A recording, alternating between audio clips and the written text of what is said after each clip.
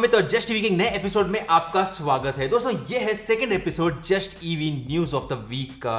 इस हफ्ते हम लोग बात करते हैं क्या क्या सबसे इंपॉर्टेंट इवेंट्स हुए थे इस हफ्ते ईवी रिलेटेड इकोसिस्टम में। और सबसे बड़ी बात यह था कि इस हफ्ते it was the world EV day, जिस दिन सारे ईवी ब्रांड्स उठकर कुछ न कुछ इंटरेस्टिंग अनाउंसमेंट्स लेके आए थे। Let's get started with looking out at the most important news of this week.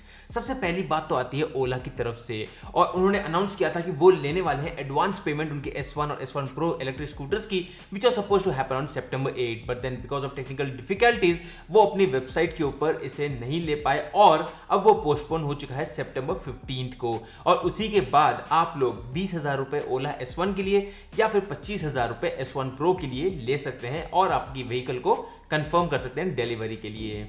Moving on to the next news, which is from Bangalore-based Ultraviolet Automotive।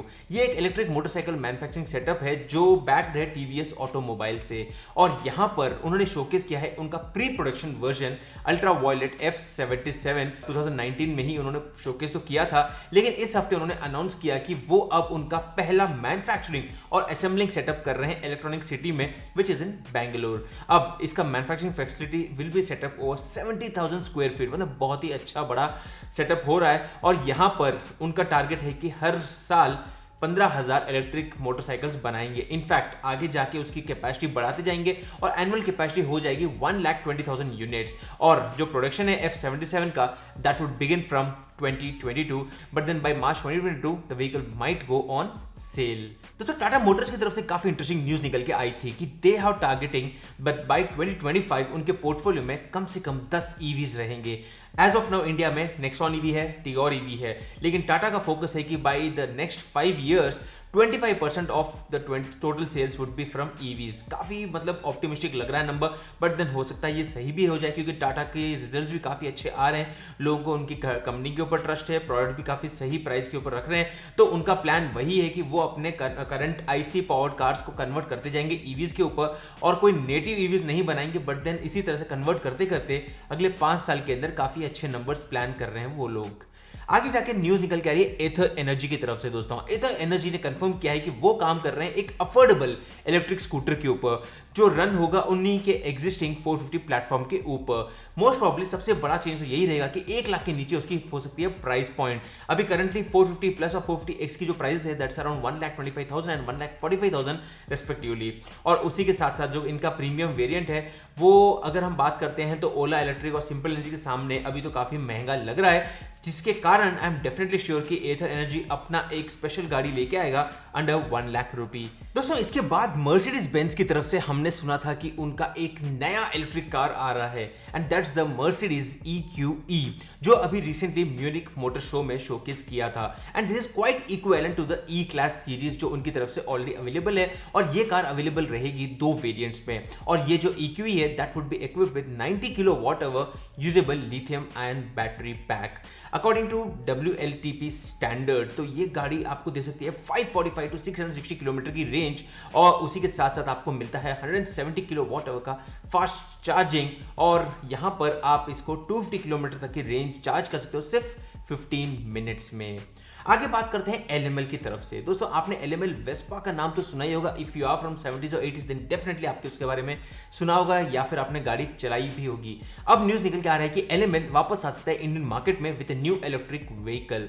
Company का plan है कि वो 1,000 करोड़ इन्वेस्ट करेंगे अगले 3 से 5 साल के अंदर, और वो अभी फिलहाल देख रहे हैं मध्य प्रदेश और हरियाणा की तरफ असेंबली प्लांट सेटअप करने के लिए कोई लोकेशंस। हालांकि कंपनी ने कोई अभी तक स्पेसिफिक प्लान्स बताए नहीं है, but then I am sure LML Vespa ही वापस आ सकती है in a completely new design and completely new features. यहां पर कंपनी ने काफी अलग अलग प्रपोजल्स रिसीव किए हैं अलग अलग टेक्नोलॉजी कंपनीज की तरफ से, और वो लेके आ सकता है LML EV इंडियन मार्केट में। हालांकि इसे लाते लाते I think more than at least 1 year लग सकता है, क्योंकि अभी तक तो कोई प्लान्स इन पेपर ही है, इन रियलिटी कुछ शुरुआत नहीं हुआ है। दोस्तों ऑडी इंडिया ने एक और इलेक्ट्रिक कार को इंडिया में इंट्रोड्यूस कर दिया है and that's a flagship e-tron GT, जिसकी उन्होंने बुकिंग भी शुरू कर दी है। 10 लाख रुपए आपको अभी देने हैं एंड देन बैलेंस अमाउंट जब आपकी गाड़ी डिलीवर होगी। As of now Audi is focusing only and only on premium electric vehicles, मतलब 1 करोड़ के ऊपर ही उनकी गाड़ियां हैं। और ये जो व्हीकल है ये अवेलेबल है 2 वेरिएंट्स में, regular S variant and sporty RS variant. RS का जो वर्जन है e-tron GT का, ये जाता है 0 to 100 किलोमीटर की स्पीड सिर्फ 3.3 सेकेंड्स में और इसकी टॉप स्पीड है 250 किलोमीटर पर आवर। और ये भी सेम प्लेटफॉर्म लेके आता है जो पोर्श टाइकैन के अंदर देखता था, जो भी इंडिया में 2022 में आ सकती है। बात करते हैं प्राइसिंग की, तो e-tron GT की प्राइसिंग रहेगी 1.6 करोड़ एंड RS वर्जन की प्राइसिंग रहेगी अराउंड 2 करोड़। बात करते हैं एक और प्रीमियम कार की and that's from Mercedes Benz. इन्होंने अपना EQC बुकिंग पहले शुरू कर दिया था, लेकिन अब उसका सेकंड बैच निकल के आ रहा है।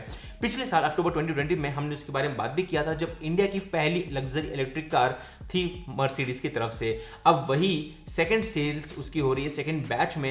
हालांकि जब फर्स्ट सेल हुई थी that was limited only to 6 metro cities, लेकिन this one will be available in 50 cities all over the country.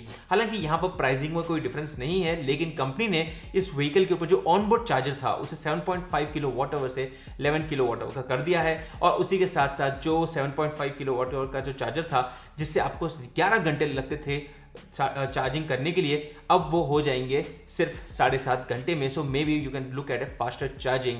हालांकि उसी के अलावा कोई स्पेशल चेंजेस हमको मर्सिडीज की तरफ से देखने नहीं मिलेंगे। दोस्तों फाइनल न्यूज निकल के आता है फोर्ड की तरफ से, और फोर्ड ने फाइनली अपना जो इंडिया के अंदर मैन्युफैक्चरिंग था वो बंद कर दिया है, लेकिन उसी के साथ साथ उन्होंने कहा है कि वो कंप्लीटली इंपोर्टेड CBU मॉडल्स को इंडिया में इंट्रोड्यूस करेंगे। और उसी के साथ साथ फोर्ड ने कंफर्म किया कि फोर्ड मुस्टैंग मैक ई इंडिया में आ रही है। That looks with a very beautiful design, और ये व्हीकल आता है 2 बैटरी पैक ऑप्शंस के साथ। 68 किलोवाट आवर बैटरी पैक जिसमें आपको 370 किलोमीटर रेंज मिलता है, और उसी के साथ साथ 88 किलोवाट आवर का यूनिट है जिसमें आपको 491 किलोमीटर का रेंज मिलता है। हालांकि कोई प्राइसिंग डिटेल्स अभी तक शोकेस नहीं हुए, but then this is what we know as of now from Ford. तो दोस्तों ये थे सबसे important news of this week in the EV ecosystem. आप लोग कौन से न्यूज के लिए सबसे ज्यादा एक्साइटेड है, कौन सी गाड़ी के लिए सबसे ज्यादा एक्साइटेड है, किस चीज के बारे में ज्यादा जानना चाहते हो, नीचे कमेंट कर दीजिए। क्योंकि आपको पता है इस चैनल के अंदर हम लोग हर कमेंट को पढ़ते हैं, रिप्लाई करते हैं, जहां पर भी हमें लगता है कि आपको सवाल का जवाब देना चाहिए। जैसे दोस्तों अगर आपको पसंद आता है हमारा EV news of the week, video को लाइक कर दीजिए, चैनल को सब्सक्राइब कर दीजिए, अपने फ्रेंड्स के साथ भी शेयर कर दीजिए। मैं हूं अमित और मैं आपको मिलता हूं हमारी अगली वीडियो में। तब तक के लिए गुड बाय।